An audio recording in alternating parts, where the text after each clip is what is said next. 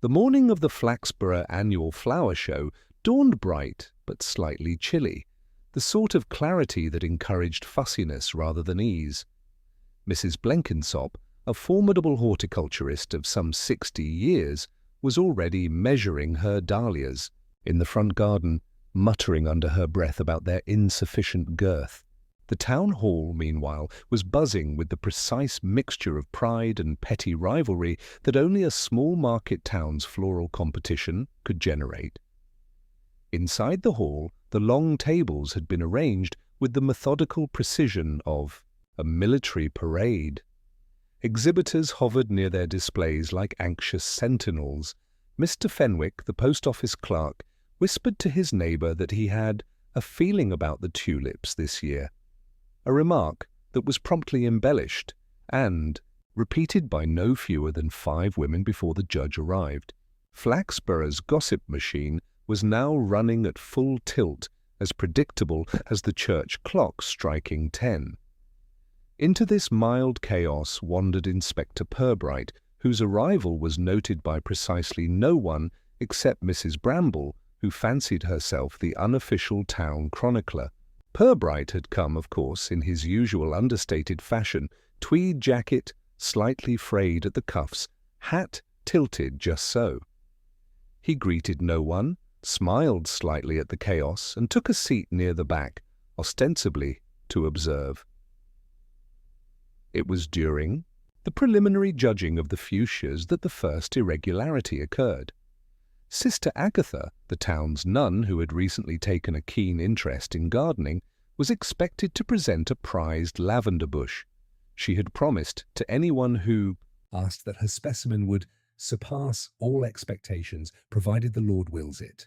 Yet, when the moment came, the lavender was conspicuously absent, and Sister Agatha herself was nowhere to be found. A ripple of confusion passed through the hall. Mrs. Blenkinsop's lips pressed into a thin line, her eyes narrowing. Mr. Fenwick whispered urgently to his neighbour about possible traffic accidents or sudden illnesses, though neither seemed especially probable. The judge, a portly man with a fondness for medals and meticulous handwriting, squinted over his spectacles. "Has anyone seen Sister Agatha?" he asked, attempting a tone of calm authority. Speculation began almost immediately.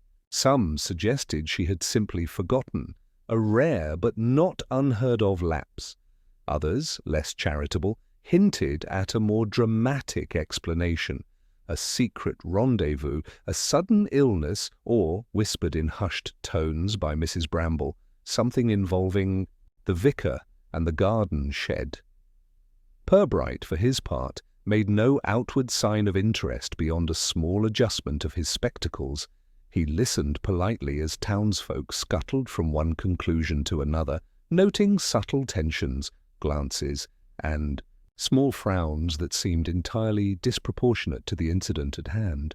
He observed that Mrs. Blenkinsop's fury was not merely about missing lavender, but seemed to carry a personal note, one that would not be easily reconciled with the simple notion of a forgotten exhibit. By midday, a message arrived from the convent. Sister Agatha had not returned, nor had anyone seen her leave the grounds in the past 2 hours. This revelation, rather than causing panic, deepened the curiosity and the gossip. Flaxborough thrived on minor crises and the vanishing of a quiet. None during a flower show was the perfect puzzle to animate even the most restrained socialites. As the afternoon unfolded, the hall buzzed with low murmurs. Purbright, seated calmly with his notebook unopened, allowed the observations of others to shape a quiet tableau of Flaxborough's social machinery. Petty jealousies, the subtle jockeying for recognition, and the sharp glances exchanged over benches all suggested that the absence of Sister Agatha would be more than a mere scheduling mishap.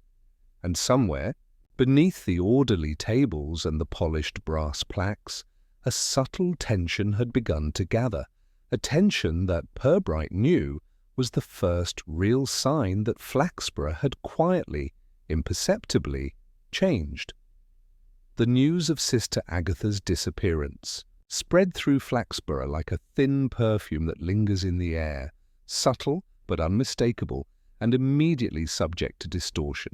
By the time the flower show was winding down, almost every resident had formed some opinion, often contradictory, and each declared theirs with the confident air of someone delivering an incontrovertible truth. Mrs. Blenkinsop, still bristling over her vanished lavender, had taken to muttering bitterly as she packed her dahlias. "It's never just a simple oversight with people like that," she remarked, to no one in particular, or perhaps to the table of chrysanthemums beside her, which had begun to lean as if in sympathy. Outside, in the market square, conversations clustered in small knots. Mr. Fenwick, feeling an obligation to provide a considered account, spoke cautiously to Mr. Pritchard, the bank clerk, while glancing over his shoulder as if the subject of nuns in distress might somehow incriminate him. "I dare say she'll turn up," Fenwick said, a little too firmly, "perhaps caught in some trivial matter." Yet the twitching corner of his mouth betrayed a flicker of unease. Mr. Pritchard, for his part, preferred silence, nodding at intervals to maintain the appearance of measured contemplation while secretly enjoying the theatre of gossip. By mid-afternoon, the convent itself became a locus of speculation. Sister Mary Benedict, the head of the convent, was observed, standing rigidly at the entrance, a faint pallor across her cheeks. Visitors, mostly curious neighbours and a handful of local journalists who treated Flaxborough's minor dramas as headline news, were kept politely at bay, though the tension was nearly palpable. Behind the convent gates the nuns moved with a quiet urgency, but even to the untrained eye their movements seemed measured, almost choreographed, betraying nothing outright but hinting at some internal disturbance. At the town hall, Purbright lingered near the now vacant lavender display, noting how the tablecloth had shifted slightly in Sister Agatha's absence. It was an insignificant observation, he reminded himself, yet the incongruity, the tilt of the table, the subtle misalignment of a ribbon, seemed somehow emblematic of the day's disruption. In Flaxborough, small disturbances often concealed larger truths, and it was precisely these quiet aberrations that commanded his attention. He scribbled a brief note, careful not to draw attention, observing the reactions of those around him. It was inevitable that suspicions began to accrue around the ordinary characters of the town. Mrs. Bramble, ever eager to assert her knowledge of Flaxborough's goings-on, had taken to whispering animatedly to anyone who would listen. "I saw her leave the vestry earlier," she claimed, "or perhaps it was the garden shed. I cannot be certain, but there was something peculiar in her manner, the sort of hesitancy that suggests, well, we may need to be cautious, that's all I say." Her audience, a motley assembly of townswomen and a few strategically curious men, leaned in as if straining to hear a confidential revelation that was somehow beyond the ordinary. Evenings in Flaxborough, usually quiet and unremarkable, now carried an undercurrent of scrutiny. Shopkeepers noticed fewer customers and more inquisitive glances from passers-by.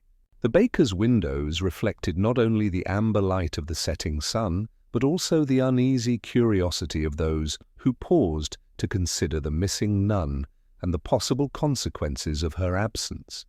Each glance, each murmur, added layers to the town's collective narrative, shaping a story that was as much about character and temperament as about any tangible fact.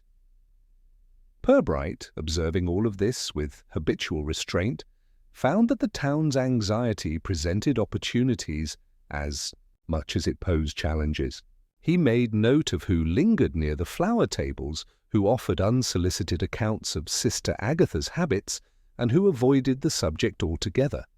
In small towns, avoidance was often as telling as declaration, and he had learned over the years that people frequently revealed themselves in what they did not say.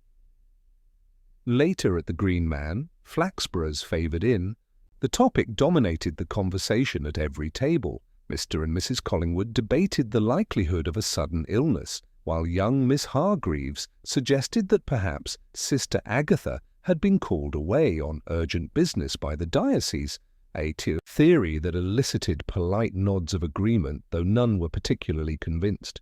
The innkeeper, who had long since mastered the art of listening without comment, kept the kettle simmering and the beer flowing, providing a neutral backdrop to the lively speculation. Purbright entered quietly, choosing a corner seat where he could observe without interruption. The hum of gossip enveloped him, each conversation a potential clue, each tone and hesitation a hint of deeper truth. He noticed Mr. Fenwick's glances toward the doorway, the subtle rigidity of Mrs. Blenkinsop's posture, and the curious way in which Miss Hargreaves touched her chin when contemplating the nun's disappearance. None of these details spoke loudly, but together they formed a latticework of human behaviour that would later prove invaluable. As the evening drew on, a letter arrived at the police station, delivered by the postman with an air of grave formality. It was from the convent, succinct and devoid of emotion, stating only that Sister Agatha had not returned, and requesting that the matter be treated with the utmost discretion. Purbright read it quietly, then set it aside, aware that the town would interpret the lack of urgency in myriad ways. For some it was cause for alarm, for others a source of amusement. The disparity in perception was, in itself, revealing. By nightfall the streets of Flaxborough had assumed their familiar shapes, though with an almost imperceptible tension underlying them. The gas lamps cast gentle pools of light along cobbled lanes, illuminating the occasional figure hurrying with an air of curiosity or purpose. Behind closed doors, families speculated in hushed voices, each theory building upon the last, adding layers of drama that were at once entertaining and, in the eyes of Purbright, entirely predictable. Sitting at his desk in the police station, Purbright reflected quietly on the day's events. It was not the disappearance itself that intrigued him. After all, nuns occasionally strayed or were called elsewhere, but the pattern of responses, the minute shifts in behaviour, the inconsistencies in the town's chatter. These, he knew, were the threads from which a much more complex tapestry could be woven. In Flaxborough, nothing of interest happened without leaving a trace, however faint, and the careful observer could discern the truth hidden beneath the polite surfaces. Even as the town settled into its evening routine, a subtle undercurrent of anticipation persisted. Shop windows reflected flickering candlelight, the rustle of curtains betrayed restless households, and somewhere, in the quiet expanse of the convent, Sister Agatha's absence was felt most keenly. Flaxborough, with all its quirks and concealed tensions, had begun to stir in response to a minor disruption that promised, Purbright sensed, to grow in significance. He closed his notebook with deliberate slowness, aware that the work of understanding the town and its inhabitants was just beginning.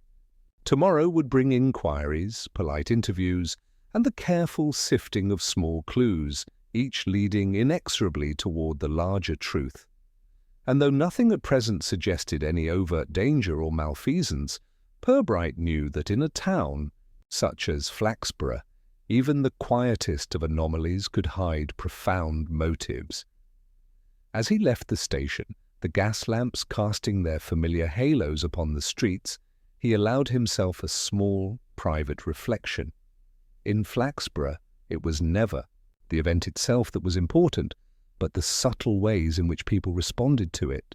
The absence of Sister Agatha was simply the first note in a symphony that would soon reveal the character of the town itself, and, with careful observation, the intentions of those within it.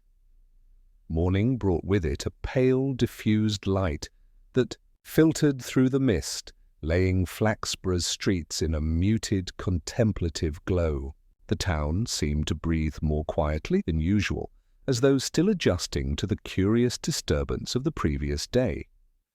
At the police station, Inspector Purbright arrived promptly, not from any sense of urgency, but from the habitual punctuality that allowed him to observe the town before its gossip had fully congealed into consensus. He set his hat carefully upon the desk, smoothed the cuffs of his jacket, and allowed himself a moment to consider the unfolding pattern of events. Sister Agatha's absence, while outwardly trivial, had already begun to ripple through the subtle hierarchies of Flaxborough life, and Purbright knew that patience, coupled with discreet inquiry, would reveal more than any immediate questioning could.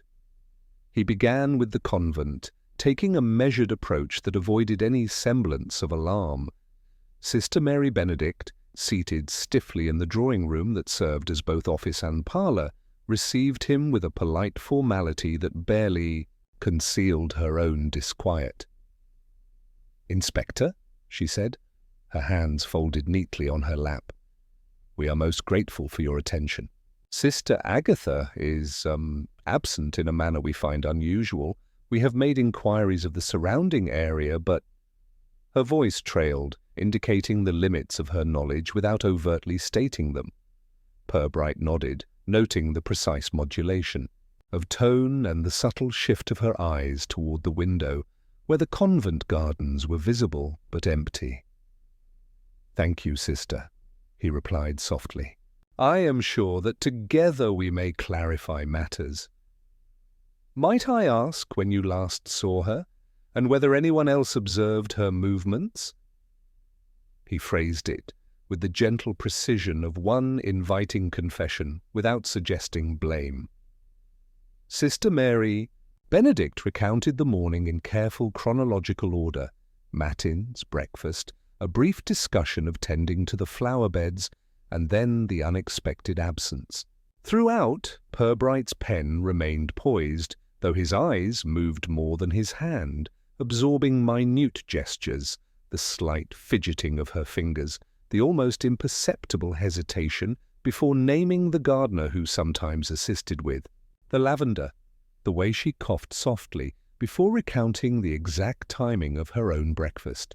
Each motion was catalogued silently, forming a subtle network of behavioral clues that spoke as much as words.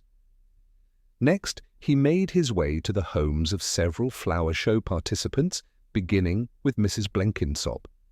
Her front door was ajar when he arrived, the faint scent of soil and chrysanthemums wafting outward. Inside, she was fussing over a tray of petals, arranging and rearranging them with meticulous attention. "Inspector," she began immediately, voice sharp with barely restrained irritation, "I cannot comprehend how such a thing could happen. The lavender, her lavender, simply did not appear. It is most irregular." Purbright inclined his head, allowing her outburst its natural form, noting, however, that her indignation was more pronounced than the slight misplacement of the flower itself would justify.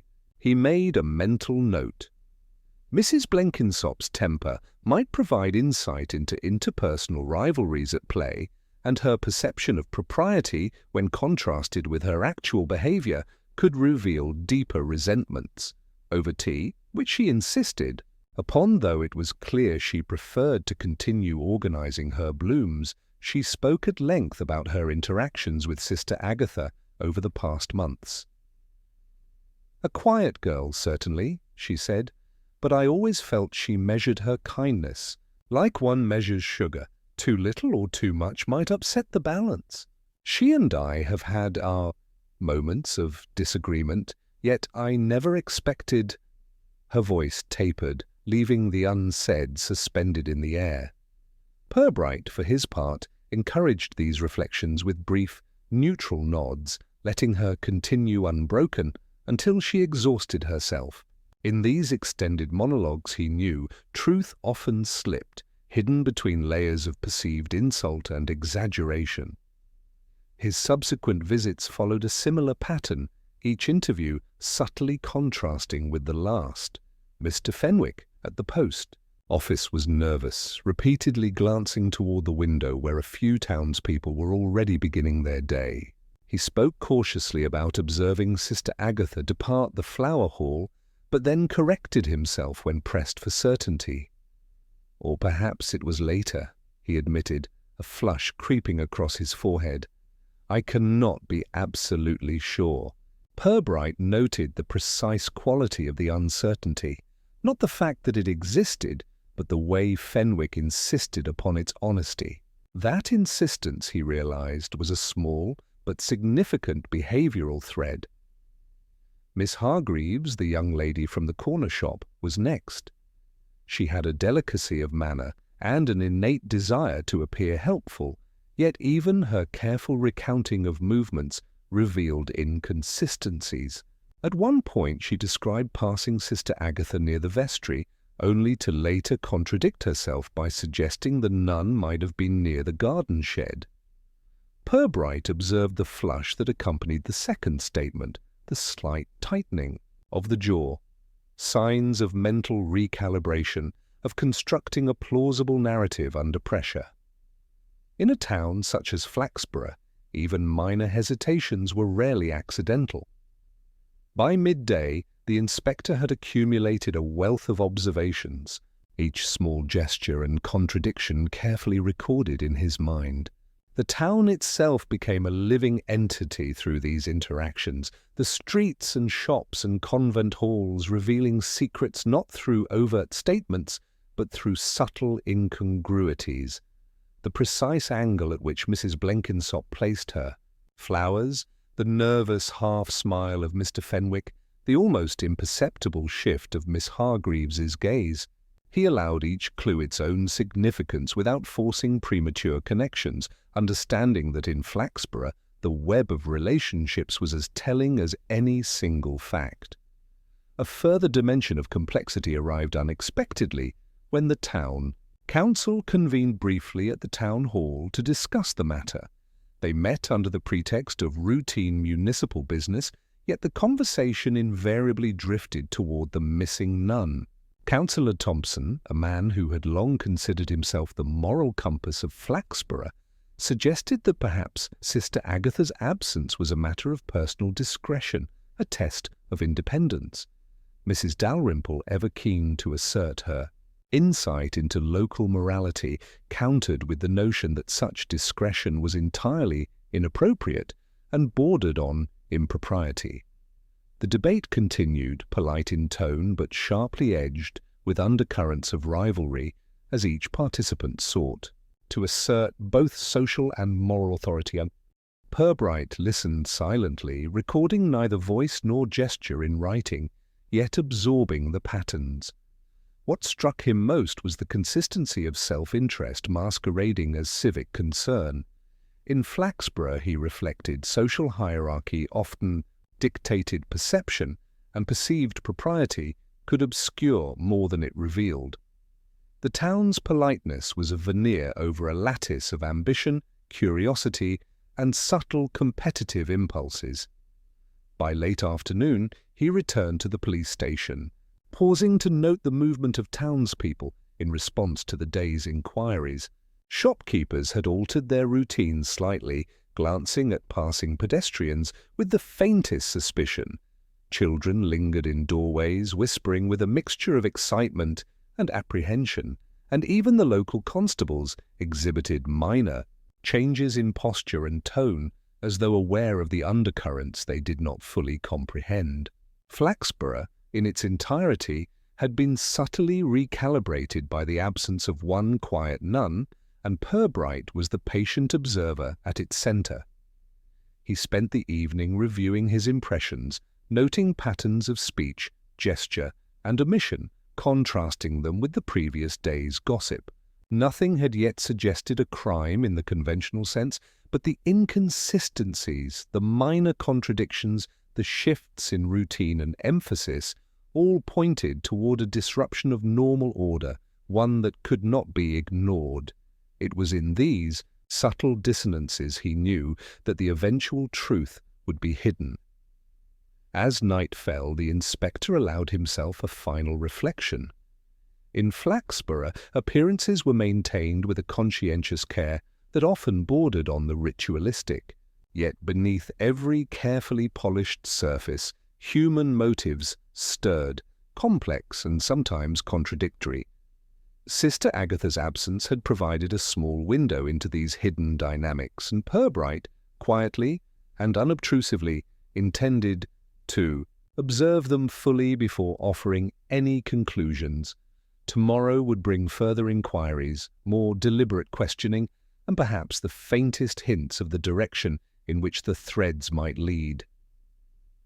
For now, however, he closed his notebook, satisfied that the day's observations had created a foundation.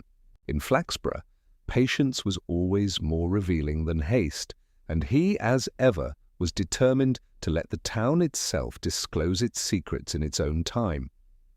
The morning light crept across Flaxborough in a way that seemed to emphasize the town's unremarkable charm, as though nothing so dramatic as a missing nun could possibly disturb its placid routine.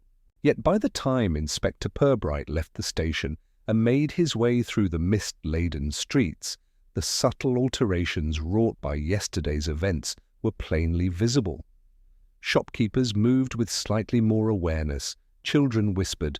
Behind closed doors, and even the church bells, normally a soothing accompaniment to civic life, seemed to toll with a faint note of apprehension. Purbright noted all this with quiet satisfaction. The town's own reactions, he knew, often revealed more than any direct inquiry. His first call was to the vicarage, an elegant but modest house near the church. Reverend Draycott, a man with a gentle air and a tendency to articulate moral concerns in measured tones, greeted him in the parlour with an expression that was politely neutral but hinted at inner tension. "Inspector, you are very conscientious," he began, "though I cannot imagine what further inquiry could possibly achieve. Sister Agatha is reliable and capable. Her absence must be an unforeseen circumstance."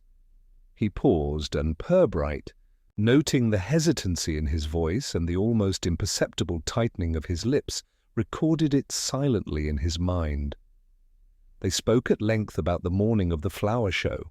Draycott was certain he had seen Sister Agatha move toward the vestry before the judging commenced, yet could not recall the precise moment she left, or whether she had intended to return immediately.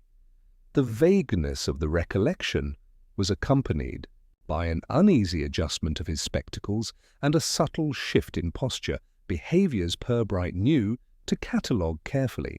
Each of these, while not evidence in itself, formed part of the larger mosaic of the town's social dynamics, revealing patterns of attention, concern, and occasionally concealment. From there, Purbright moved to the small cluster of houses where the Collingwoods lived. The Collingwoods, known for their meticulous upkeep of their garden and a predilection for domestic order, welcomed him with the restrained civility typical of Flaxborough residents, yet with a discernible undercurrent of curiosity. "It is most irregular," Mrs. Collingwood remarked, pouring tea with precise attention to the cup handles, "that Sister Agatha would vanish in such a manner. One cannot help but speculate. Perhaps it is ill health, perhaps—" She broke off, leaving the word dangling as if the mere utterance of conjecture might be improper. Her husband, Mr. Collingwood, was less inclined to express concern in words, but conveyed a great deal in subtle gesture. He stood near the window, arms loosely crossed, and occasionally shifted his weight as if poised to intervene or redirect the conversation. Purbright observed the slight tremor of the hands when clasped, the careful modulation of voice, and the almost imperceptible glances exchanged with his wife.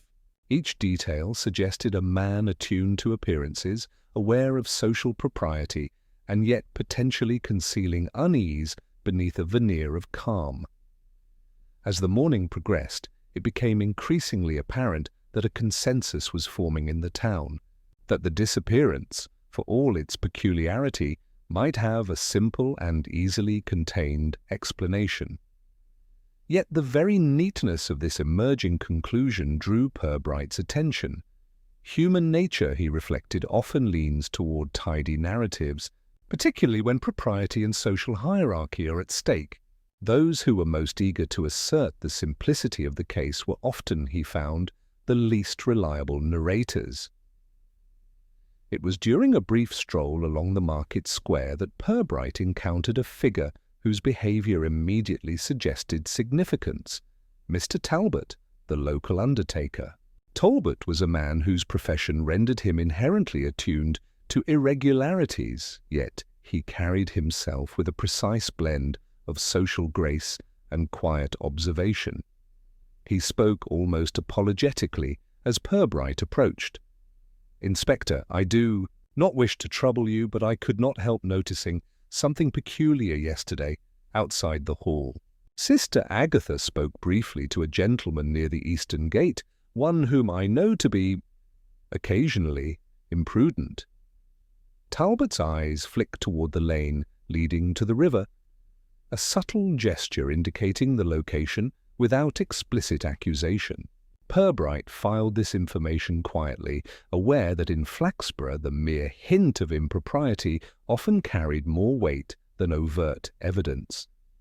Later, back at the station, Purbright reviewed the day's observations. A pattern was beginning to emerge, subtle but distinct. The town's polite insistence that the incident was minor, the repeated but slightly inconsistent accounts from those present, and the particular attention of Mr. Talbot and other peripheral figures who noticed small deviations in routine. One individual in particular, he reflected, had drawn his attention more than any other: Miss Hargreaves, whose careful civility masked a slightly too eager inclination to assist in matters beyond her station. The way she had positioned herself near the vestry, her precise recollection of minor details, and her instinct to volunteer information suggested more than mere helpfulness. By late afternoon, the first thread of suspicion began to crystallize. Though Purbright withheld judgment with characteristic restraint, in Flaxborough appearances mattered more than events, and those who seemed most blameless often possessed the greatest interest in preserving or redirecting social perception. He made plans for discreet observation of the individuals who had, however unintentionally, placed themselves at the centre of the unfolding narrative. The town itself continued to ripple with muted activity. Shopkeepers traded gossip with a delicacy that avoided overt accusation, children whispered theories to one another in the lanes, and the convent, serene on the exterior, contained an undercurrent of unease, palpable even from the street. Purbright walked these lanes with quiet intent, cataloguing interactions and noting the subtle inconsistencies that would later prove critical. Each glance, each carefully measured word, and every unspoken hesitation added to the tapestry of human behavior. He was methodically assembling. By evening he returned to the station with a collection of small but telling clues. Miss Hargreaves' attention to detail, Mr. Talbot's oblique remark, and the contradictions among seemingly straightforward accounts provided a framework from which the truth could eventually be discerned. Yet, as always, he reminded himself, it was premature to draw conclusions. The strength of Flaxborough's subtlety lay in the unexpected, the quiet gestures, and the concealed motives that only revealed themselves in the right sequence of observation. Purbright spent the night reflecting on human behavior and social norms.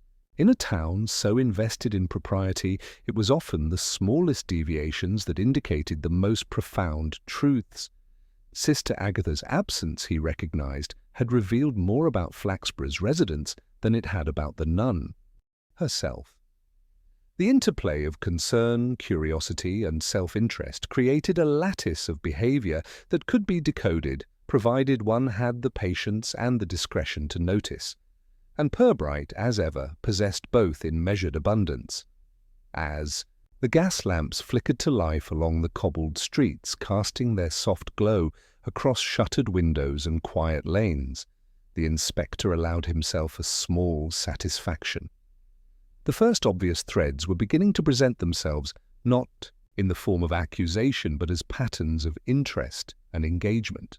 By following these threads carefully, without haste or presumption, he would eventually uncover the subtle dynamics that lay at the heart of the mystery.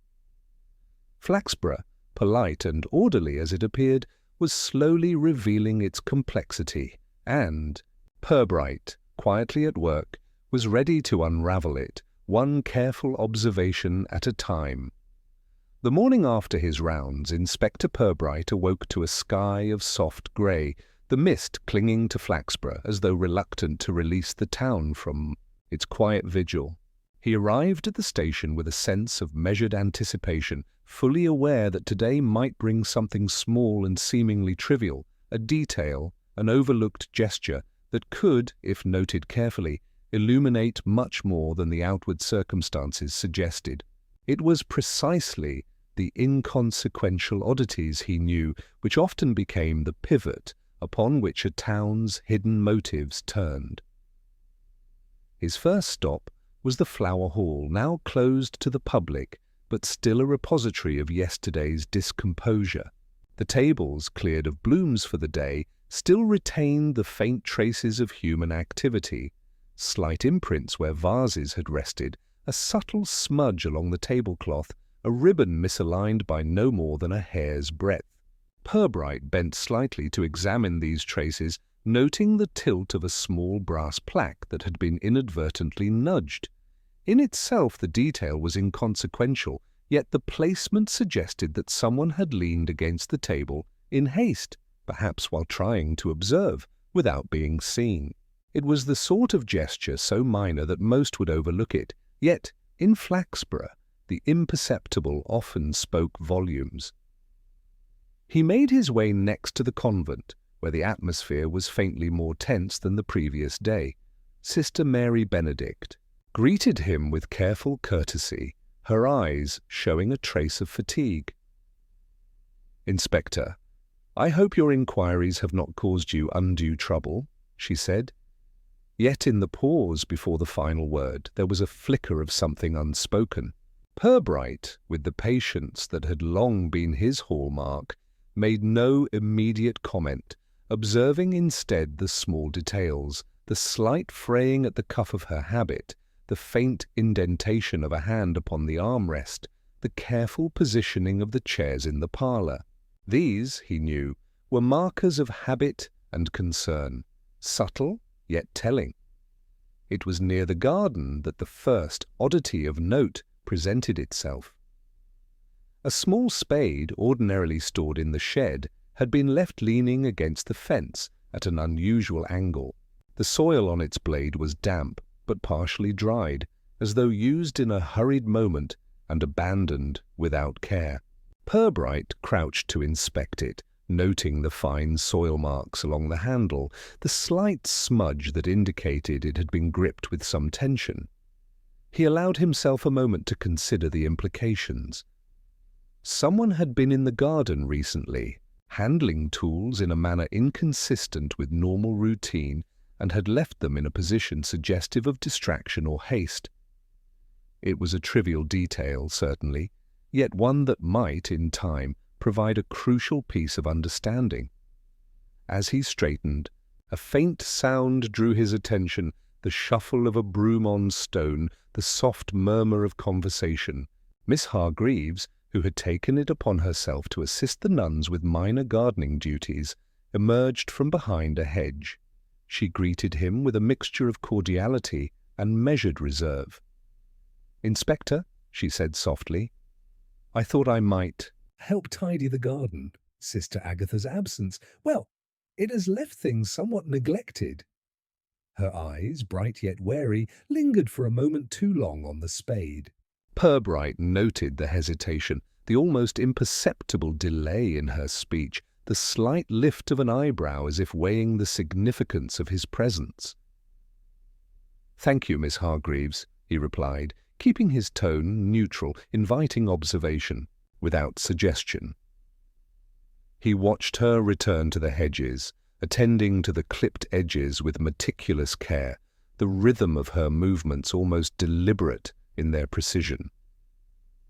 And yet, despite the apparent simplicity of her tasks, there was something about the exactness, the careful avoidance of certain areas of the garden that piqued his curiosity. It was a minor anomaly, but in Flaxborough even minor anomalies often conceal disproportionate significance. From there, Purbright retraced his steps toward the market square, pausing to observe the townsfolk. The day's activity was subtly different from the preceding one. Shopkeepers exhibited cautious attention to passers-by, children whispered theories of Sister Agatha's fate, and those who had previously offered confident conjecture now hedged their statements with small qualifications. Flaxborough, he reflected, was a town that measured propriety above all else, yet the disruption caused by a single missing figure had begun to ripple through the social fabric, revealing tendencies that were ordinarily well concealed. He stopped. At the Green Man, the inn that had become a focal point of commentary and speculation. Mr. and Mrs. Collingwood were present, engaged in a discussion of minor horticultural matters, though Purbright noted the faint tension beneath their conversation. The innkeeper, polishing glasses behind the bar, offered only careful nods when questioned about recent observations, his discretion a tacit acknowledgment of the unspoken rules governing small-town life. It was there that a second, more curious detail emerged. A scrap of paper, folded once and partially tucked beneath a table leg, caught his eye. It bore a note in careful, yet hurried handwriting. "Meet at the eastern gate after midday. Do not speak to anyone." Purbright carefully examined the paper, noting the creases, the ink smudges, the slight indentation of a previous fold. It was undeniably deliberate, though the author had evidently been cautious in avoiding immediate detection. This, he realized, was not a mere triviality, but a tangible trace of deliberate intent, however minor it appeared at first glance. Throughout the afternoon, he continued to visit and observe, piecing together patterns from the minutiae of town life. The combination of the spade in the garden, Miss Hargreaves' careful movements, and the cryptic note suggested an emerging narrative, one that was subtle, understated, and deeply embedded in the ordinary rhythms of Flaxborough. He did not rush to conclusions. Instead, he catalogued, compared, and considered the implications of each observation. By evening, he returned to the police station, notebook open, and reviewed the day's findings. The details, trivial in isolation, the spade, the note, the avoidance of certain garden areas, formed an interlinked lattice that hinted at underlying motives and concealed actions. Flaxborough's residents, he reflected, were adept at maintaining appearances, yet the most careful efforts could not entirely suppress the traces left behind by human behavior. In these minor disruptions, he found the essence of the mystery, subtle deviations from routine that, when combined, might reveal the truth of Sister Agatha's absence. As gas lamps flickered to life along the streets, casting warm halos upon the damp cobbles, Purbright allowed himself a small, private reflection. The town had not yet disclosed all it knew, but it had already revealed more than it realized. The trivial had become meaningful, the ordinary had suggested possibility, and the quiet gestures of its inhabitants had begun to form the skeleton of understanding. Tomorrow, he knew, would offer further opportunities to observe, to question, and to watch as these small anomalies coalesced into clarity. In Flaxborough, it was never the dramatic declaration that revealed truth, but the understated oddities, the gestures almost too subtle to notice, and the whispers carefully disguised as propriety. Purbright, patient and quietly attentive, intended to follow each thread with deliberate care, knowing that the town itself, in its polite and deliberate manner, would eventually disclose what had truly occurred. The morning air in Flaxborough was crisp, carrying with it the faint scent of damp earth and the distant hum of market preparations. Even as the town pursued its daily routines, a subtle tension lingered, as if the streets themselves had taken note of Sister Agatha's absence and were now watching to see what would unfold next. Inspector Purbright, strolling with his customary deliberation, observed the interplay of ordinary life and the undercurrent of unease with a measured eye. Every glance, every gesture seemed pregnant with potential significance, and he allowed himself the quiet satisfaction of knowing that the town, in its polite and meticulous way, was revealing more than it realized. He began with a visit to the post office, where Mr. Fenwick was already attending to the morning letters, his hands slightly unsteady as he sorted the correspondence. "Good morning, Inspector," Fenwick said, forcing an evenness into his voice. "I trust your inquiries are proceeding as you hope?" His question was polite, but the slight twitch of an eyelid betrayed unease. Purbright acknowledged the greeting with a nod, taking note of the nervous energy that seemed to radiate from the clerk. It was an ordinary day for the town, yet ordinary days, in times of subtle disruption, often proved most revealing. Purbright's attention, however, was soon drawn beyond the immediate staff of the post office. The queue of townsfolk waiting to collect letters and parcels offered a tableau of human behaviour that, when observed carefully, was remarkably instructive. Mrs. Bramble, keenly alert to any anomaly, lingered at the edge of the counter, ostensibly inquiring after the latest post, but in reality scrutinizing those around her. The Collingwoods arrived, calm and composed on the surface, yet Purbright noticed the occasional flicker of apprehension in their expressions as they conversed quietly with the clerk.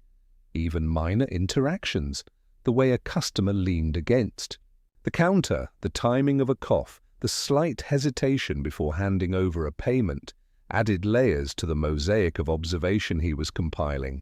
From there, he made his way toward the eastern gate near the river, where the cryptic note discovered the previous day had suggested some clandestine meeting.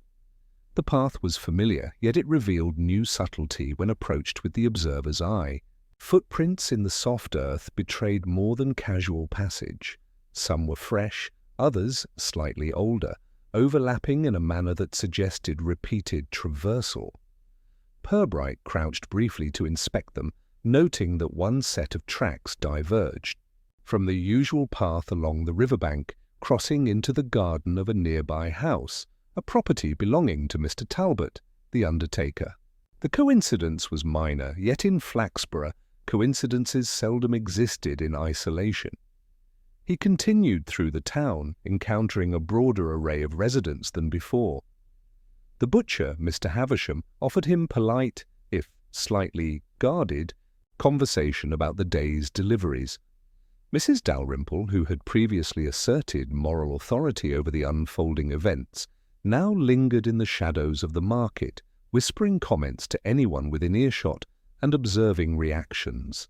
With keen interest, each individual brought their own narrative, their own perception, and each contributed in subtle ways to the collective understanding of Sister Agatha's absence. Purbright, attentive to these distinctions, allowed the interplay of opinion and observation to deepen his knowledge of Flaxborough's social ecology. By midday he had arrived at the small tea shop near the square, where several women from the town were engaged in discussion over cups of steaming Earl Grey. The conversation was polite, interspersed with laughter and gentle rebukes, yet it carried an unmistakable undertone of scrutiny. One woman, Miss Thistlethwaite, recounted seeing a figure near the convent's eastern hedge late in the morning, adding that the figure had seemed to be in some haste, yet careful not to draw attention. Another, Mrs. Penniman, contradicted, her in minor but revealing ways, noting instead the figure had paused briefly before disappearing from view. The contradictions were subtle but precise, creating a lattice of testimony that Purbright would later unravel with patience and care. While seated quietly in the corner, he observed the minor dynamics between those conversing. Glances were exchanged, often fleeting and accompanied by barely perceptible shifts in posture. Hands adjusted, purses were tightened in laps, chairs nudged slightly forward as if to assert subtle dominance in the conversation.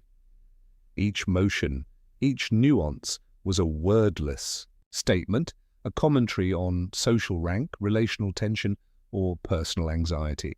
Purbright, noting these, reflected that in Flaxborough the very fabric of propriety often concealed motives more revealing than overt speech. Later he made a call to the Collingwoods, requesting their company for a brief garden walk. Their compliance, polite and almost eager, suggested cooperation, yet the minutiae of their demeanour revealed undercurrents of concern. Mrs. Collingwood arranged her gloves carefully before stepping into the garden, as though the act itself were a ritualized preparation, while Mr. Collingwood adjusted the lapel of his coat repeatedly, betraying subtle agitation despite his composed exterior. They discussed ordinary horticultural matters, pruning, watering, the placement of border flowers. Yet Purbright allowed himself to note the micro-shifts in tone and emphasis, the unspoken tension that often accompanies observation and indirect disclosure. The day's final observations brought him to the riverbank, a quiet stretch where children sometimes played and townsfolk walked for the sake of contemplation. Here, the patterns of recent days revealed themselves with particular clarity. Footprints indicated movement back and forth, small disturbances in the grass suggested brief halts in conversation, and a partially concealed bundle of cloth near a willow tree hinted at hurried concealment or misplacement. Each detail was slight, easily dismissed by the unobservant, yet to Purbright it spoke volumes about the intersecting movements of the town's residents. Returning to the station that evening, Purbright catalogued his impressions. The combination of behaviours, the nervous glances, the careful omissions, the minor contradictions, the cryptic notes, and the traces in physical space formed an expanding field of inquiry.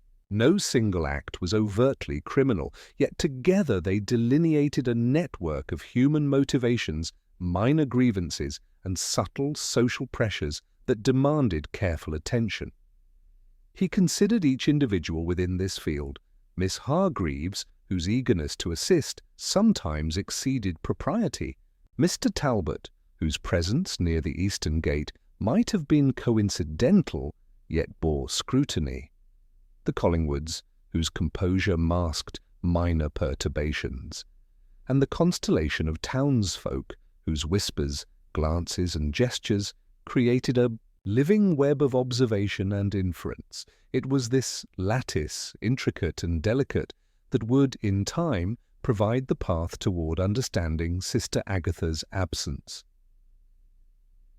As night settled over Flaxborough, the inspector allowed himself a quiet reflection. The town, so orderly in appearance, had revealed itself to be a place of nuanced interactions, concealed motives, and subtle disruptions. The field of inquiry had expanded, the threads had multiplied, and the ordinary routines of civic life now intersected with questions that demanded both patience and discretion. Purbright, ever vigilant, understood that the truth would not emerge from a single revelation, but from the careful synthesis of these quiet observations, the cumulative weight of countless small but telling gestures. The morning air in Flaxborough carried an unusual stillness, as if the town itself had paused in expectation. Neighbours moved with the customary politeness, but their glances lingered slightly longer, their gestures more deliberate.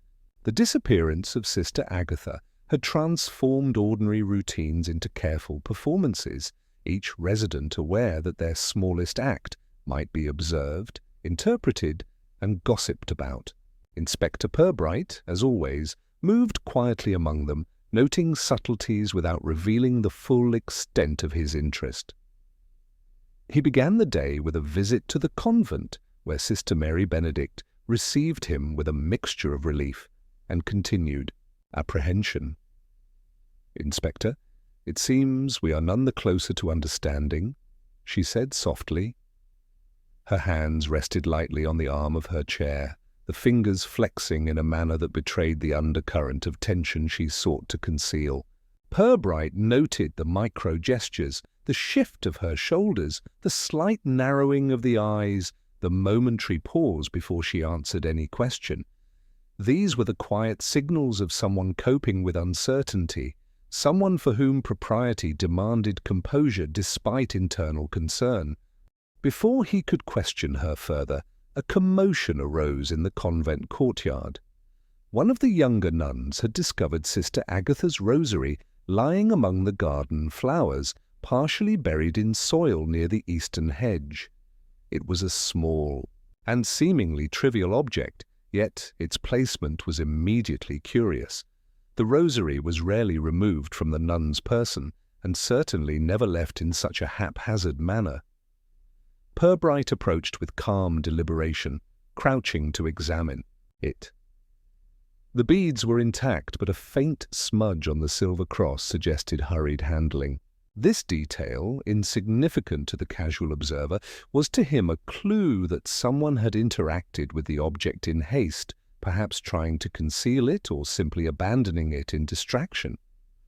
Word of the discovery spread quickly, and by midday a crowd had gathered outside the convent gates, though no one was formally admitted. Mrs. Blenkinsop, as usual, led a small contingent of onlookers, each whispering conjectures. "I told you it was irregular," she murmured, eyeing the rosary with exaggerated concern. "No one leaves such things lying about without cause." Her words, though designed to assert moral authority, contained little concrete knowledge. Yet the effect was immediate, lending urgency to the day's events. Purbright, standing quietly at the edge of the crowd, noted the way her companions reacted. Small nods, brief exchanges of glances, the way some moved closer to hear her speak, all providing subtle insights into the hierarchy of influence within. The town, the rosary's discovery prompted the local police to expand their attention. Constable Larkin, a diligent man whose manner suggested he felt the responsibility of order personally, began a careful search of the surrounding area. His movements, methodical but observant, intersected with those of townsfolk who offered their own input, sometimes helpful, often speculative. Footprints in the soft soil suggested multiple visitors, but none appeared to indicate force or overt confrontation. Purbright observed the careful placement of each footstep, noting which ones seemed tentative, which deliberate, and which displayed the faint pressure of someone trying to avoid leaving traces. It was in these minor details, he knew, that human intention often betrayed itself. By early afternoon, the implications of the rosary's discovery began to influence social behavior more broadly.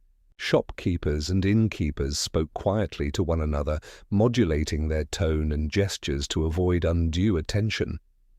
Children, sensing the gravity of adult whispers, slowed their play near the convent walls, while passers-by cast furtive glances at the eastern hedge. The town's collective consciousness, subtly agitated, transformed ordinary spaces into zones of potential significance. Purbright next chose to visit Mr. Talbot, the undertaker, whose previous proximity to the eastern gate had already suggested an angle worth observing. Talbot received him with careful civility, masking a mixture of curiosity and mild apprehension. "Inspector," he said, "I was passing by the hedge early this morning and noticed the disturbance. It is, well, unusual, certainly. Yet I cannot say I saw anything else of note." His voice was measured, but Purbright's trained eye detected slight signs of unease, a subtle tightening around the mouth, a momentary fidget of the hands, the brief flick of an eye toward the window overlooking the garden path. Continuing his "Day, Purbright made brief, tactful inquiries with other town residents who had been near the convent or the market square that morning. Their accounts were polite, orderly, yet occasionally inconsistent in minor ways. One claimed to have seen a figure departing toward the river, another suggested a person had lingered near the eastern gate, and a third mentioned hearing voices, though no one could be certain of the identities involved. Each account, while incomplete, layered additional nuance upon the narrative, reinforcing Purbright's understanding that the mystery's resolution lay less in overt acts and more in the subtle interrelation of human behavior. By mid-afternoon, he returned to the convent to observe Miss Hargreaves, who had resumed her assistance in the garden. Her movements remained precise, almost ritualistic, but there was a new hesitation in the way she handled the spade and the edges of flower beds. Purbright noted how she frequently glanced toward the eastern hedge, her expression betraying anticipation, even anxiety. It was a delicate behavioral clue, small but significant. The awareness of observation, combined with conscious attention to particular areas, often indicated an attempt at concealment or control. A brief consultation with Sister Mary Benedict confirmed that the rosary was indeed Sister Agatha's, and that its displacement was wholly unexpected. The head nun's calm composure, however, did little to conceal the subtle ripple of worry. Purbright, noting the careful alignment of chairs and the precise folding of vestments, reflected on the town's habitual insistence on propriety. Appearances mattered, yet the slightest deviation hinted at deeper realities. The rosary, trivial in isolation, had created a second incident, a minor disruption with potential to illuminate motivations previously concealed. By evening, as gas lamps were lit along the streets and the first shadows lengthened across the cobbles, Purbright reviewed the day's observations. The minor disruption, the seemingly accidental discovery, had introduced new uncertainties into the field of inquiry. Where previously the first obvious suspect had dominated consideration, now a broader array of possibilities emerged, each supported by subtle clues, traces of hurried movement, behavioral inconsistencies, and the cryptic interactions among the town's residents. Purbright allowed himself a quiet satisfaction.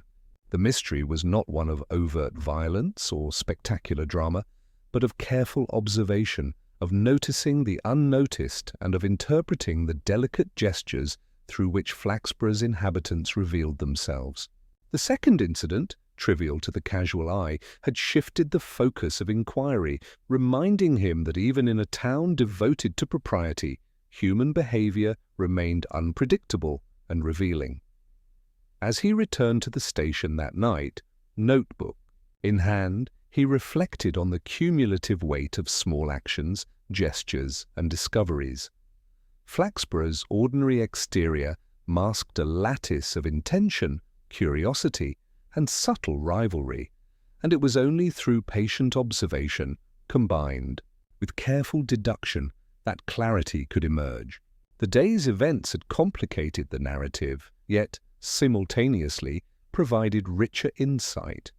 The first threads of suspicion, now augmented by fresh details, demanded careful weaving.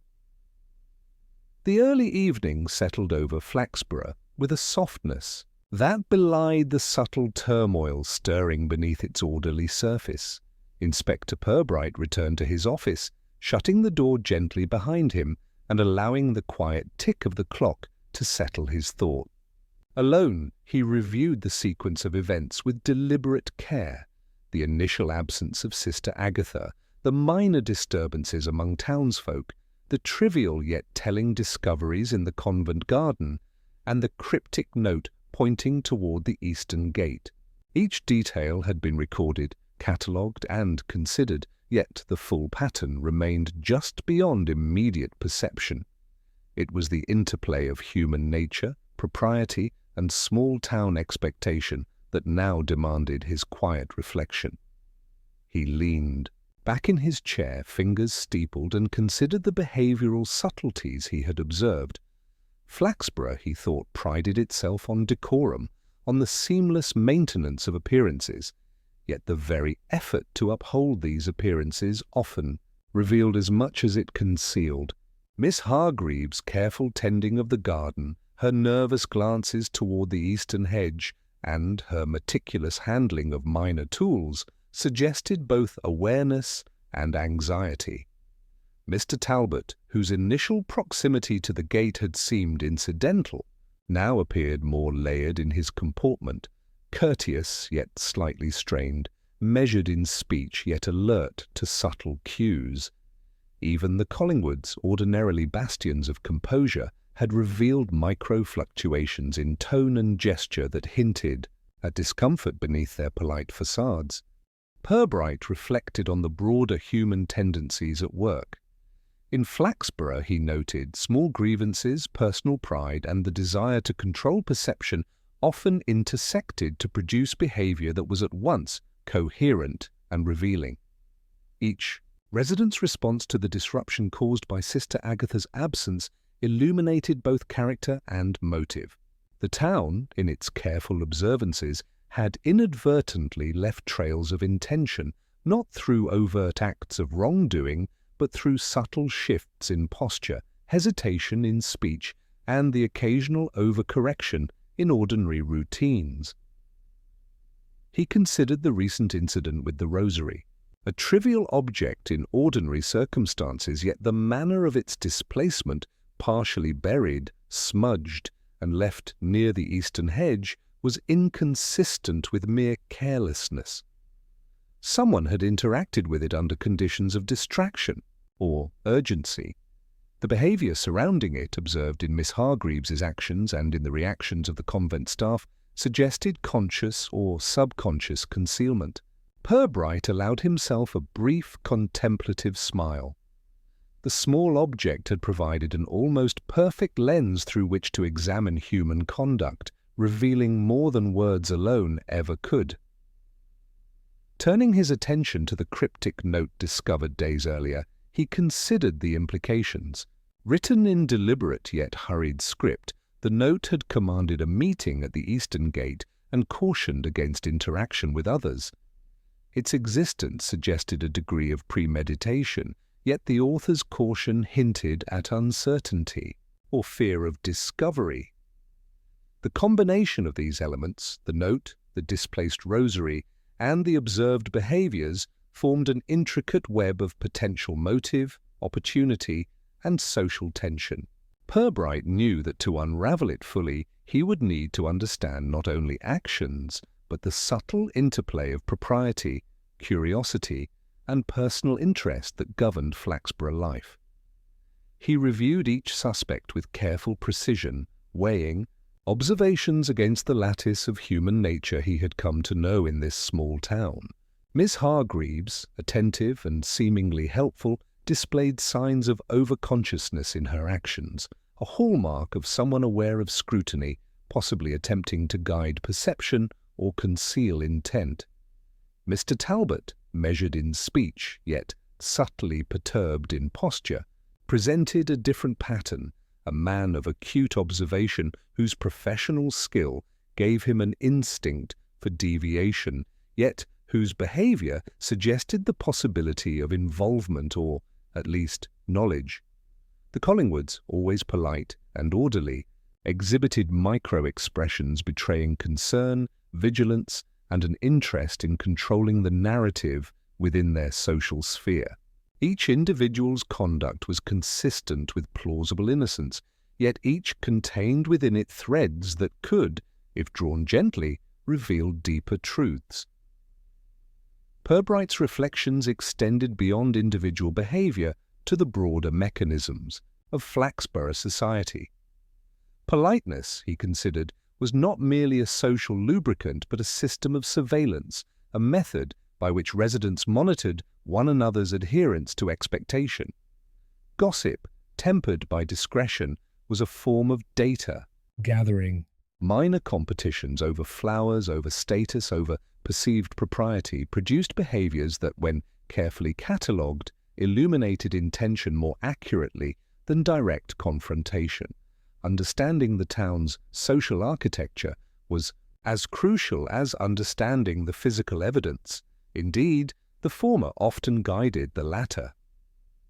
As night deepened and the streets outside emptied of passers-by, Purbright allowed himself a further contemplation. The patience required in observation, the restraint needed to avoid premature inference, and the necessity of allowing human behavior to reveal itself in its own time. The first incident, the trivial but odd details, and the second incident with the rosary were pieces of a pattern, yet they did not yet form a complete picture. What remained was the careful testing of these observations, subtle, civil, and methodical. He considered the next steps. Observation alone would not suffice. Subtle probing, small questions, and orchestrated encounters were required to unsettle those whose motives were concealed. A well-timed remark, a strategically positioned question, or a deliberately arranged meeting could provoke revealing responses without overt pressure. It was in these gentle manipulations, conducted with politeness and discretion, that the final strands of truth would emerge. Purbright leaned back, his mind arranging the threads into tentative sequences, first the absence, then the public reaction, the initial suspect, the minor but revealing objects, the cryptic note, and the behavioral nuances. Each thread was separate yet interconnected, forming a lattice that spanned the town's geography and social relationships. In the quiet of his office, he saw the potential of these threads to converge, producing clarity from subtlety and resolution. From observation, he allowed himself a final reflection before retiring for the night. Flaxborough was a town of careful appearances, where even the smallest deviation could signal profound intention. Sister Agatha's absence, trivial in a material sense, had illuminated the interplay of vigilance, propriety, curiosity, and anxiety that governed the town. Each resident had revealed a fragment of themselves, some knowingly, others unwittingly. And it was through these fragments, behavioral, social, and procedural, that the truth would eventually be discerned. With the night fully settled and the town seemingly returned to repose, Purbright closed his notebook and allowed a quiet sense of satisfaction. Tomorrow would offer opportunity, the subtle orchestration of circumstance, the polite interrogation of behaviors, and the gentle test of reactions.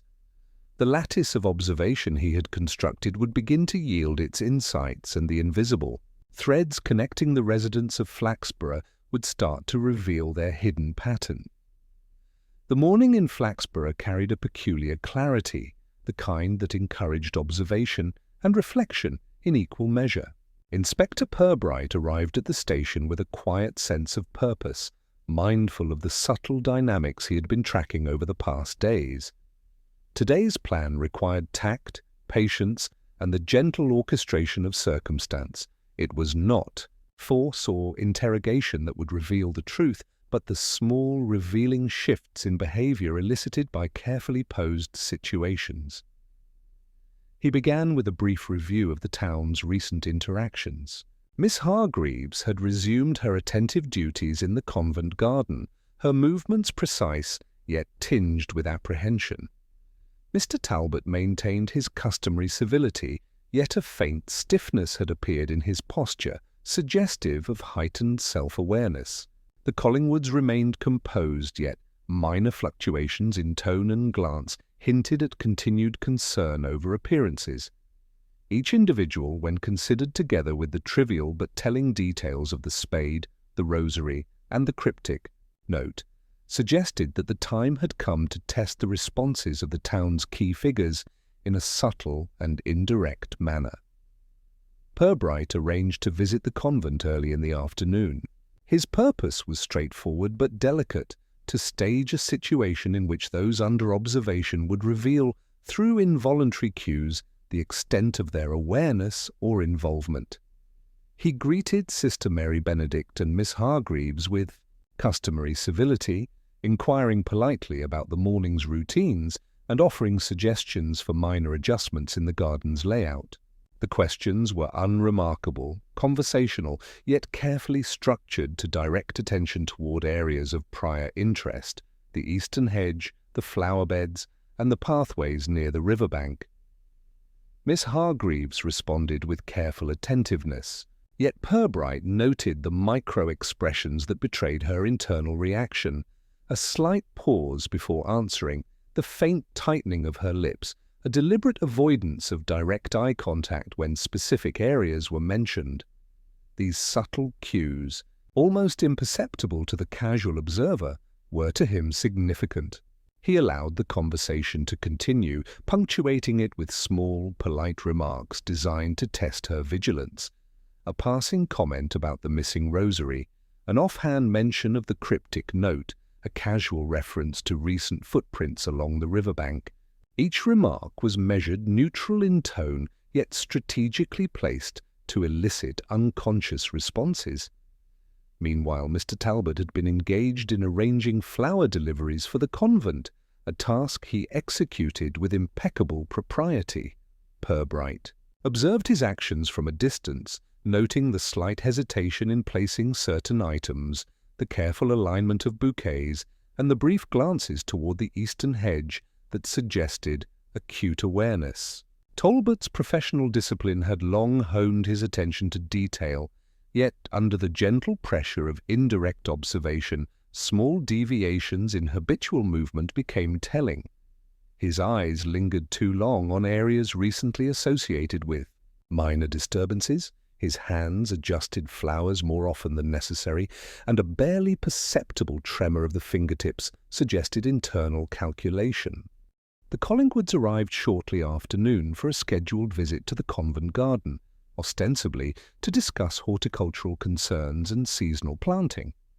Purbright engaged them in polite conversation, directing discussion toward the eastern hedge and subtly referencing the recent minor incidents. Mr. Collingwood's hands, clasped behind his back, shifted with slight impatience. His wife, carefully arranging gloves and adjusting her posture, mirrored the same tension. Their responses were outwardly measured, yet the timing of answers, the modulations in tone, and the momentary hesitation before speech were all carefully logged by Purbright. It was in these minute details, the pause before an assertion, the measured alignment of the body, the almost imperceptible glance toward a particular area, that human motivation often revealed itself. Purbright's approach was a delicate dance of suggestion and observation. He allowed small objects to be rearranged, casually dropped a note in conversation, and made gentle references to previous incidents without pressing for explanation. Each intervention was civil, polite, and unassuming, yet every action served as a probe, testing reactions without overtly accusing anyone. He noted every glance, every minor shift in stance, every involuntary movement, understanding that truth often manifested in those small, unrehearsed behaviors. By mid-afternoon, the subtle orchestration had begun to produce results. Miss Hargreaves, previously careful and measured, displayed a slight tremor in her hand when reaching for a flower-bed tool that had been purposefully left in place as part of the test. Her eyes flickered momentarily toward the eastern hedge, and a faint exhalation betrayed a momentary tension. Talbot's gaze, once controlled, lingered over the same area with a slightly too intense scrutiny, his lips pressing together as if containing a thought that might betray more than he intended. The Collingwoods, despite their calm facade, exhibited micro-expressions of curiosity and unease when minor changes were noted in garden layout, small reactions that, though easily dismissed by others, provided meaningful insight to Purbright. Purbright allowed these responses to unfold without comment, maintaining his neutral demeanor and polite civility. It was not his role to confront at this stage, but to observe, allowing the natural inclinations of each individual to surface. The gentle test of reactions, offhand remarks, innocuous tasks, and minor environmental manipulations had begun to draw subtle patterns of behavior into relief. The interplay of attention, anxiety, and cautious concealment was visible now in the slight hesitations, the careful avoidance of certain gaze directions, and the measured precision in actions once thought habitual.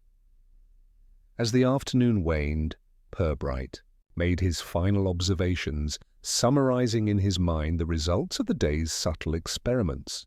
The key figures of interest, Miss Hargreaves, Mr. Talbot, and the Collingwoods, had each revealed nuanced reactions, involuntary cues, and patterns of behavior that could not be ignored. None had acted overtly suspicious, yet the combination of small responses, momentary lapses in composure, and carefully moderated action suggested an underlying tension, a concealed awareness of matters not openly discussed. The lattice of human behavior was yielding its threads, and Purbright's patience was beginning to show its value. Returning to his office in the quiet of early evening, he catalogued the day's observations with meticulous care. The subtle test had confirmed what he had long suspected. Certain individuals carried knowledge, perhaps intentionally concealed, that could explain the sequence of recent minor incidents. It was not yet time for accusation or revelation. The truth required careful alignment of these behavioral clues, corroboration with prior observations, and, most importantly, the civil but deliberate confrontation that would bring involuntary responses to light. Purbright allowed himself a small, private sense of satisfaction. In Flaxborough, where appearances governed social interaction and propriety masked motive, the deliberate and polite orchestration of circumstance proved far more effective than direct questioning. The lattice of observation, subtle testing, and patient analysis was beginning to yield clarity, bringing him closer to the ultimate revelation that would restore the town's equilibrium while exposing the concealed truths of human behavior. This late morning sunlight filtered through the high windows of the town hall, casting long, faintly golden shadows across the polished wooden floors. Inspector Purbright had requested the attendance of the key figures he had been observing, Miss Hargreaves, Mr. Talbot, and the Collingwoods, under the pretext of discussing minor administrative matters regarding the convent and its grounds. They arrived promptly, each carrying their habitual air of polite composure, yet Purbright, from his chair at the head of the long table, noted subtle tells. Miss Hargreaves' careful smoothing of gloves, Mr. Talbot's precise arrangement of papers, the Collingwoods synchronized, almost rehearsed, settling into their seats. Every gesture, every micro-adjustment had been catalogued in the quiet hours of observation, and now would be illuminated under gentle scrutiny. "Thank you all for attending," Purbright began, his tone measured, civil, and entirely unremarkable. "In its ordinariness, I wish to speak with you together today, as it is often helpful to review facts in a collective setting, particularly regarding the ongoing concern with Sister Agatha's absence." He allowed the phrase to hang in the air, letting the weight of its implications register subtly without accusation. Miss Hargreaves shifted slightly, an almost imperceptible tension crossing her expression, while Mr. Talbot's eyes flickered toward the eastern window, as if assessing the landscape outside for unnoticed clues. The Collingwoods exchanged a brief glance, their hands resting lightly on the table, fingers tightening imperceptibly. The inspector continued, careful to maintain his neutral tone, the civility of his manner providing a kind of psychological pressure that encouraged, without coercion, the revelation of involuntary responses. "I understand," he continued, "that certain minor anomalies have arisen in recent days. Footprints in the garden, the discovery of Sister Agatha's rosary near the eastern hedge, and some peculiar notes that have come to my attention. Individually, these may appear trivial, but Taken together, they suggest a sequence of events worth examining with care. He paused, letting the words settle. He observed the reactions in silence. Miss Hargreaves' fingers flexed lightly against the gloves. Mr. Talbot's lips pressed in a brief line. The Collingwoods' posture shifted subtly forward. "First," he said, drawing attention to a small, unassuming envelope he placed on the table, "I would like to note this discovery, a note left near the eastern gate, advising against communication with others. It was clearly composed with deliberate intent, yet the urgency and caution embedded within it are remarkable." He allowed the word remarkable to hover with a faintly ironic neutrality, eliciting a micro-expression from Miss Hargreaves that had almost escaped the untrained observer. A brief tightening around the eyes, a fleeting flush. He then moved gently through the sequence of minor incidents: the spade in the garden, displaced and smudged, the rosary partially buried, the footprints in soil that suggested careful yet anxious passage. Each description was factual, understated, and deliberately impartial, leaving room for interpretation yet directing attention toward inconsistencies in habit and behavior. The trio listened, ostensibly composed, yet Purbright's practiced eye detected the almost invisible cues that hinted at their private calculations. Finally, he addressed the overarching pattern. "It seems to me," he said, "that the events are less about mere misplacement or accident, and more about human intention and perhaps the management of appearances. In Flaxborough, where propriety is paramount, even minor deviations are noticed, and sometimes overcompensated for." His eyes, gentle yet incisive, scanned the room. "It is clear that some actions were performed under the pressure of observation, even if the actors themselves were unaware of the full visibility of their movements." Miss Hargreaves's posture stiffened, a slight tremor of the fingers betraying her composure, while Mr. Talbot's precise demeanour wavered in a fleeting gesture, the clearing of the throat, the brief downward tilt of the head.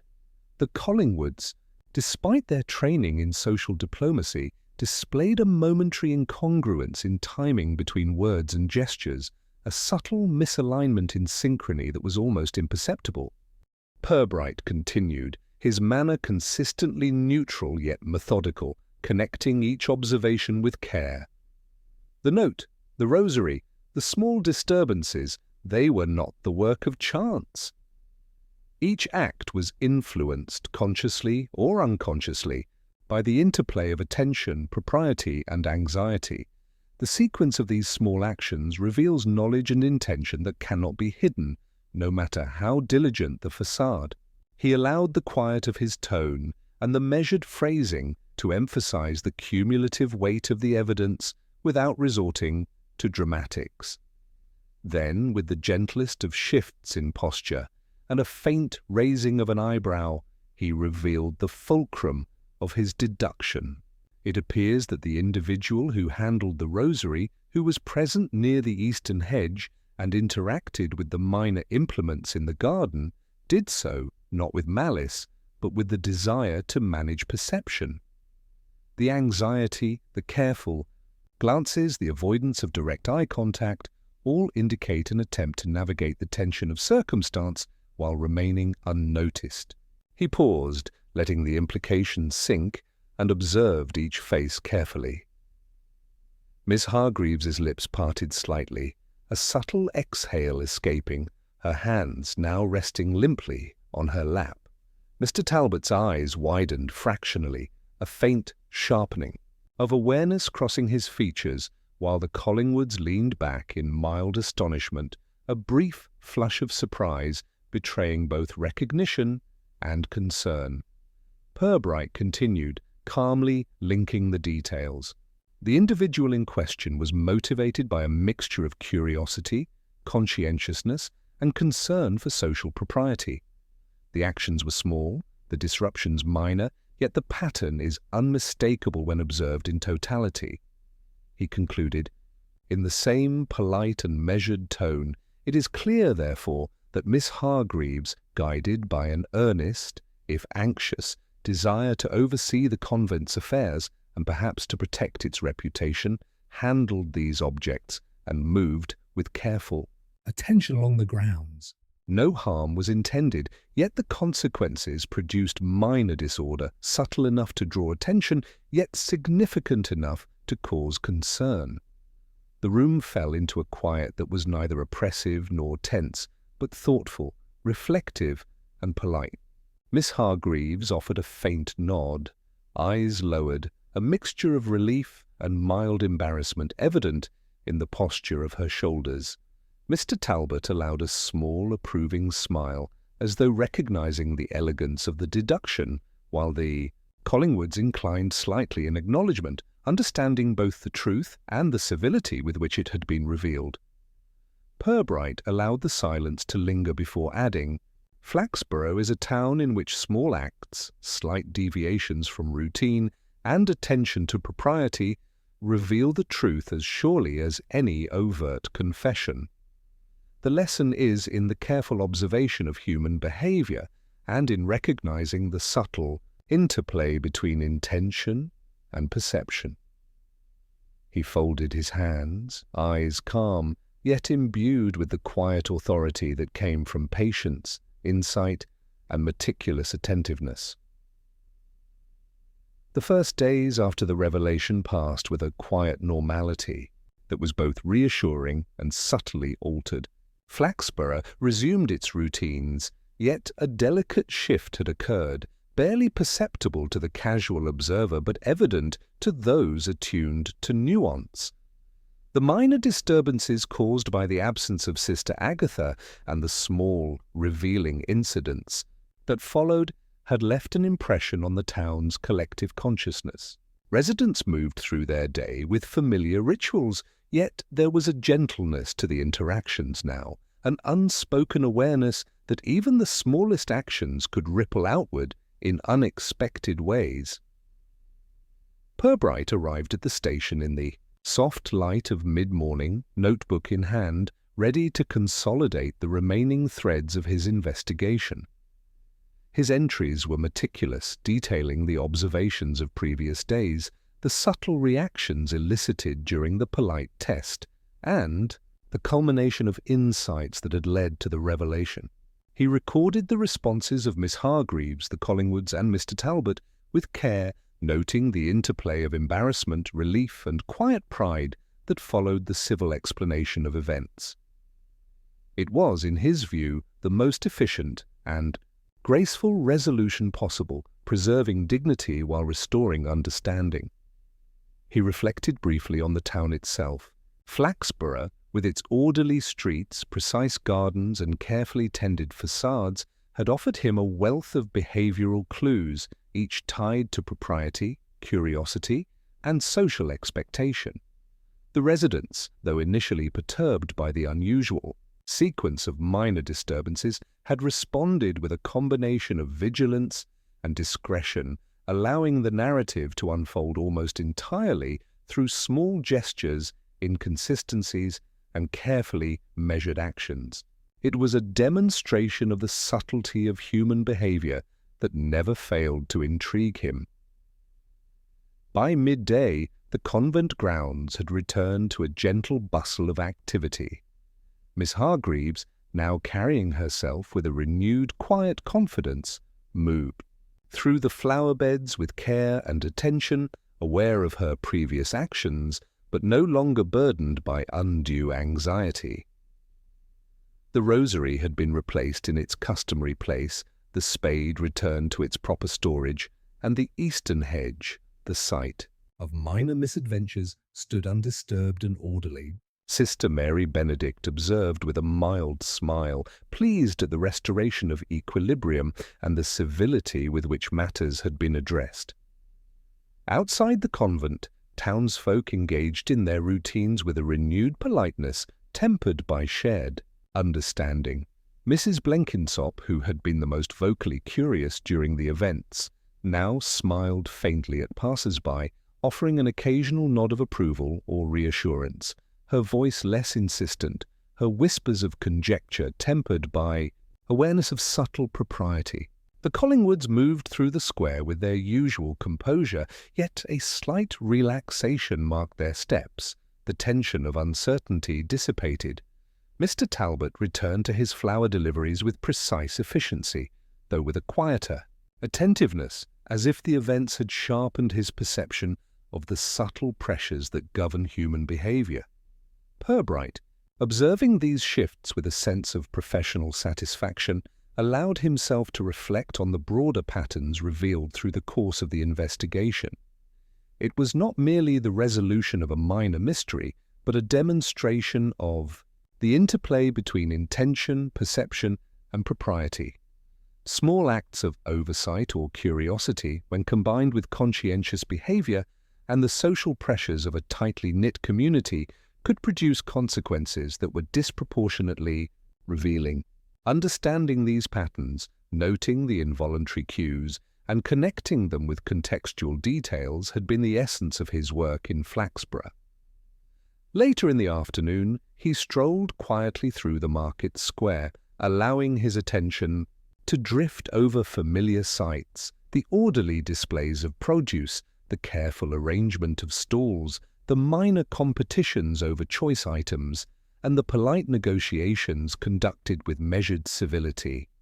Conversations carried the usual light gossip, with occasional references to the recent events, yet no trace of scandal lingered.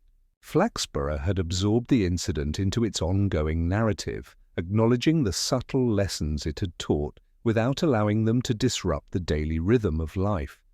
In the station, Purbright returned to his paperwork, methodically reviewing reports, correspondence, and records.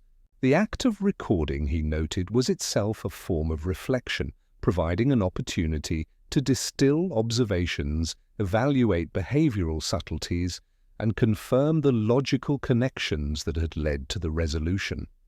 The quiet clatter of typewriters and the occasional murmur of conversation from clerks offered a background of normality against which the finer details of human behaviour could be considered in calm retrospect. As evening approached, he allowed himself a brief walk along the riverbank. The gentle lapping of water, the faint rustle of reeds in the wind, and the soft murmur of distant conversation offered a contemplative space. He reflected on the sequence of events, the initial absence, the minor anomalies, the cryptic note, the displaced rosary, the subtle reactions of townsfolk, and the polite orchestration that had elicited revealing responses. Each component had contributed to the final clarity, reinforcing the value of observation, patience, and an understanding of human nature in the resolution of what might otherwise have seemed an unremarkable mystery. Returning to the station, one final time before nightfall, Purbright felt the familiar satisfaction of work completed with discretion and civility. Flaxborough had been observed, understood, and, in a quiet way, guided back to equilibrium.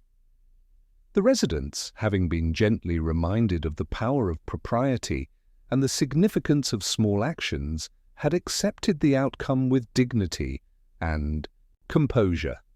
The minor disruption had passed, leaving in its wake lessons unspoken but implicitly acknowledged. He sat at his desk, pen poised over fresh sheets of paper, ready to conclude the final reports.